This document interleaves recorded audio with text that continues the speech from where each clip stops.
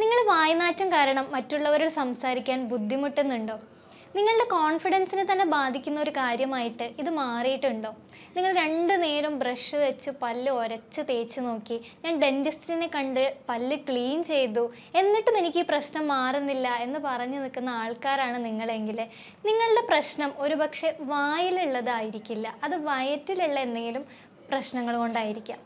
അങ്ങനെയാണെങ്കിൽ ഇത്രയും കാലമായിട്ടും പല പല റെമഡികൾ നോക്കിയിട്ടും നിങ്ങൾക്ക് ഈ പ്രശ്നം മാറിയിട്ടില്ല എന്നുണ്ടെങ്കിൽ അങ്ങനത്തെ ആളുകൾക്കുള്ളതാണ് ഈ വീഡിയോ. ഞാൻ doctor Anagha Surendran, doctor Hiba Sarovia homeopathy clinic, Perinthalmanna.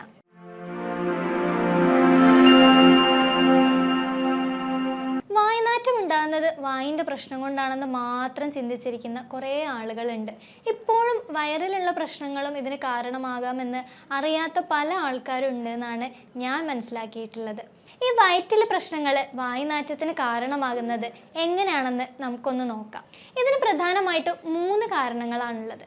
ഒന്നാമത്തേതെന്ന് പറയുന്നത് GERD എന്ന് വെച്ചാൽ ഗ്യാസ്ട്രോ ഈസോഫാഗിയൽ റിഫ്ലക്സ് ഡിസീസ്. ഇതെന്താണെന്ന് വെച്ചാൽ നമ്മുടെ ശരീരത്തിൽ അമിതമായിട്ടുള്ള, അല്ലെങ്കിൽ നമ്മുടെ ആമാശയത്തിൽ അമിതമായിട്ടുള്ള ആസിഡുകളും ദഹിക്കാതെ കിടക്കുന്ന ഭക്ഷണങ്ങളും പുളിച്ചത് കെട്ടലുകളൊക്കെ നമ്മുടെ മേലോട്ട് കയറി വന്ന് നമ്മുടെ വായിലോട്ട് എത്തുന്നതാണ്. രണ്ടാമതെന്ന് പറയുന്നത് മലബന്ധം. നമ്മുടെ ദഹന വ്യവസ്ഥ എടുത്ത് നോക്കുകയാണെന്നുണ്ടെങ്കിൽ നമ്മുടെ വായിൽ നിന്ന് ആരംഭിച്ച് മലദ്വാരത്തിൽ അവസാനിക്കുന്ന ഒരു കുഴൽ പോലെയാണ് ഈ ദഹന വ്യവസ്ഥ പോകുന്നത്. അപ്പോൾ നമ്മുടെ ശരീരത്തിൽ മലബന്ധം ഉണ്ട് എന്നുണ്ടെങ്കിൽ, മലം കറക്റ്റായിട്ട് പോവാതെ പഴകിയ മലം കുടലിൽ നിൽക്കുന്നുണ്ട് എന്നുണ്ടെങ്കിൽ ആ പ്രശ്നം വായിനെ കൂടെ ബാധിക്കാനുള്ള ഒരു സാധ്യത ഉണ്ട്. കാരണം ഇതെല്ലാം കണക്റ്റഡ് ആയിട്ടുള്ള ഒരു ട്യൂബ് പോലെയാണ് പ്രവർത്തിക്കുന്നത്. മൂന്നാമതായിട്ടുള്ളതെന്ന് പറയുന്നത് അസിഡിറ്റി ഉണ്ടാക്കുന്ന എച്ച് പൈലോറി ബാക്ടീരിയകൾ നമ്മുടെ ആമാശയത്തിൽ അധികമായിട്ടുള്ളതാണ്. ഈ അണുബാധ ഗ്യാസ്ട്രൈറ്റിസിനോട് കൂടെ തന്നെ പല പല ഗ്യാസുകൾ പ്രൊഡ്യൂസ് ചെയ്യുകയും ഹൈഡ്രജൻ, മീഥേൻ പോലത്തെ ഗ്യാസുകൾ ഉണ്ടാക്കുകയും അത്തരം പ്രശ്നങ്ങളും അല്ലെങ്കിൽ അത്തരം ഗ്യാസുകളും ഈ വായുനാറ്റത്തിന് കാരണമാകാറുണ്ട്. ഈ പ്രശ്നം മാറാനായിട്ട് നമ്മുടെ ജീവിതശൈലിയിലും ഭക്ഷണ രീതിയിലും വരുത്താവുന്ന ചില ക്രമങ്ങളെ കുറിച്ചിട്ടാണ് അടുത്തതായിട്ട് പറയാൻ പോകുന്നത്.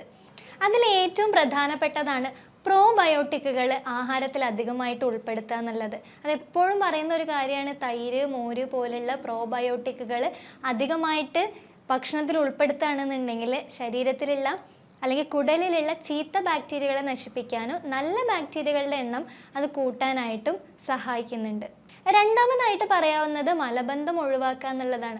മലബന്ധം ഒഴിവാക്കാനായിട്ട് എപ്പോഴും നമ്മൾ പറയുന്നത് വെള്ളം നന്നായിട്ട് കുടിക്കുക, അതേപോലെ തന്നെ നാരുകൾ അടങ്ങിയ ഭക്ഷണങ്ങൾ, അതിൽ തന്നെ തവിടുള്ള അരി, പിന്നെ റാഗി, ഓട്സ് പോലത്തെ കാര്യങ്ങളും, പിന്നെ ക്യാരറ്റ്, ആപ്പിള്, പേരയ്ക്ക പോലുള്ള പഴങ്ങളൊക്കെ അധികമായിട്ട് ഉൾപ്പെടുത്തിയിട്ട് മലബന്ധം ഒഴിവാക്കുക എന്നുള്ളതാണ്. ഇനി ധാരാളം വെള്ളം കുടിക്കുന്നത് കൊണ്ട് നമ്മുടെ വായിലുള്ള ഉമിനീരിൻ്റെ ഉൽപ്പാദനം കൂടാനും അതുവഴി വായിലുള്ള ബാക്ടീരിയകളെ നശിപ്പിക്കാനും അത് ഹെൽപ്പ് ചെയ്യുന്നുണ്ട്. അതേപോലെ തന്നെ അടുത്തതായിട്ട് ഒഴിവാക്കേണ്ട ഒന്നാണ് മധുരം എന്ന് പറയുന്നത്. എപ്പോഴും ഈ ഷുഗർ എന്ന് പറയുന്ന കാര്യം ഈ ബാക്ടീരിയകളുടെ ഗ്രോത്തിന് ഏറ്റവും ഫേവറബിൾ ആയിട്ടുള്ള, അല്ലെങ്കിൽ ഏറ്റവും ബാക്ടീരിയകൾ ഉണ്ടാവാൻ സാധ്യത ഉണ്ടാക്കുന്ന ഒരു ഭക്ഷണമാണ് മധുരം എന്ന് പറയുന്നത്. ഈ മധുരം കൂടെ ഒഴിവാക്കാനായിട്ട് ശ്രദ്ധിക്കുക. വായ ക്ലീൻ ചെയ്യുന്ന സമയത്ത് നിങ്ങൾ ടൂത്ത് ബ്രഷ് ഉപയോഗിച്ച് 2 നേരം വായ അല്ലെങ്കിൽ പല്ല് വൃത്തിയാക്കുന്നുണ്ട് എന്നുണ്ടെങ്കിലും അതേപോലെ തന്നെ നാക്ക് കൂടെ വൃത്തിയാക്കാൻ ശ്രദ്ധിക്കുക എന്നുള്ളതാണ്. ഈ ചില ആളുകൾക്ക് നാക്കിൻ്റെ അറ്റത്ത് അല്ലെങ്കിൽ നാക്കിൻ്റെ ഉൾഭാഗത്ത് ചില വെള്ള കളറിലുള്ള പാട പോലെ കാണാറുണ്ട്. ഇത് ഫംഗസ് ഗ്രോത്ത് അല്ലെങ്കിൽ വയറിൻ്റെ ഉള്ളിലുള്ള ഫംഗസ് ഗ്രോത്ത് അല്ലെങ്കിൽ ബാക്ടീരിയ ഗ്രോത്തിനൊക്കെ സൂചിപ്പിക്കുന്ന ഒരു കാര്യമാണ്. അപ്പം നാക്കും കൂടെ വൃത്തിയാക്കി വെക്കാനായിട്ട് ശ്രദ്ധിക്കേണ്ടതാണ്. ഇനി പ്രകൃതിദത്തമായിട്ട് ഈ വായുനാറ്റം അകറ്റാനായിട്ട് എന്തൊക്കെ ചെയ്യാമെന്നുള്ളത് പറഞ്ഞു തരാം. ഭക്ഷണത്തിന് ശേഷം ഗ്രാമ്പുവോ ഏലക്കയോ ഒരു പിടി വായിലിട്ട് ചവയ്ക്കുന്നത് താൽക്കാലികമായിട്ടും വായിലെ ദുർഗന്ധത്തിന് ഒരാശ്വാസം നൽകും. അതേപോലെ തന്നെ ഉപ്പ് വെള്ളം കവിൾക്കൊള്ളുക എന്നുള്ളതാണ് അടുത്തതായിട്ട് ചെയ്യാൻ പറ്റുന്നത്. അടുത്തതായിട്ട് ഉപയോഗിക്കാവുന്നത് ഇഞ്ചി നീരും നാരങ്ങ നീരുമാണ്. ഇഞ്ചി നീരിൽ അടങ്ങിയിരിക്കുന്ന ജിഞ്ചറോൾ 6 എന്ന് പറയുന്ന ഘടകം ഉമിനീരിലുള്ള എൻസൈമുകളെ ഉൽപ്പാദിപ്പിച്ച് ഈ വായിലുള്ള അണുക്കളെയൊക്കെ അകറ്റാനായിട്ട് സഹായിക്കുന്നുണ്ട്. ഇതെങ്ങനെയാണ് ഉപയോഗിക്കേണ്ടതെന്ന് വെച്ചാൽ അല്പം ഇഞ്ചി നീരോ അല്ലെങ്കിൽ അല്പം നാരങ്ങ നീരോ ചൂടുവെള്ളത്തിൽ കലക്കിയതിന് ശേഷം അത് വായ കഴുകാൻ ഉപയോഗിക്കുകയോ അല്ലെങ്കിൽ അത് വെള്ളത്തോടെ കുടിക്കുകയോ ചെയ്യാം. അടുത്തതായി ഉപയോഗിക്കാൻ പറ്റുന്നത് പെരുംജീരകമാണ്. പെരുംജീരകം എന്ന് പറയുന്നത് ഉച്ചയ്ക്ക് ഭക്ഷണത്തിന് ശേഷം 1 ടീസ്പൂൺ വായിലിട്ട് ചവച്ചരച്ച് കഴിക്കാനായിട്ട് ശ്രമിക്കുക. ഇത് ദഹനത്തിനും വളരെ നല്ലതാണ്. അതേപോലെ തന്നെ വായിലുള്ള അണുക്കളെ നശിപ്പിക്കാനും സഹായിക്കുന്നുണ്ട്. അടുത്തതായിട്ടുള്ളത് കറുവപ്പട്ടയാണ്. കറുവപ്പട്ടയുടെ ഒരു കഷ്ണം വെള്ളത്തിലിട്ട് തിളപ്പിച്ച് അത് തണുക്കാൻ വെക്കുക. ഈ തണുത്ത വെള്ളം ഒരു മൗത്ത് വാഷായിട്ട് ഉപയോഗിക്കാം. വയറ്റിൽ ആസിഡ് കുറഞ്ഞതുകൊണ്ട് ദഹനം കറക്റ്റായിട്ട് നടക്കാതെ ഉള്ള പ്രശ്നമാണെന്നുണ്ടെങ്കിൽ 1 ടീസ്പൂൺ ആപ്പിൾ സിഡർ വിനെഗർ ഇതേപോലെ വെള്ളത്തിൽ ചേർത്ത് കുടിക്കുന്നത് നല്ലതാണ്. അടുത്തതായി അല്പം കടുകെണ്ണയിൽ 1 നുള്ളു ഉപ്പ് ചേർത്ത് അത് മോണയിലും പല്ലിലും തേച്ച് പിടിപ്പിക്കുക. അതിനുശേഷം 5 മിനിറ്റ് കഴിഞ്ഞ് കഴുകി കളയാവുന്നതാണ്.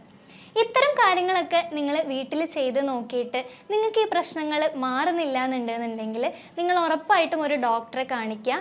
നിങ്ങളുടെ ഈ വായ്നാറ്റത്തിനുള്ള പ്രശ്നത്തിനുള്ള കാരണം എന്താണെന്നുള്ളത് മനസ്സിലാക്കുക എന്നുള്ളതാണ്. അതിൻ്റെ റൂട്ട് കോസ് കണ്ടുപിടിച്ച് ട്രീറ്റ് ചെയ്യാനായിട്ട് ശ്രദ്ധിക്കുക.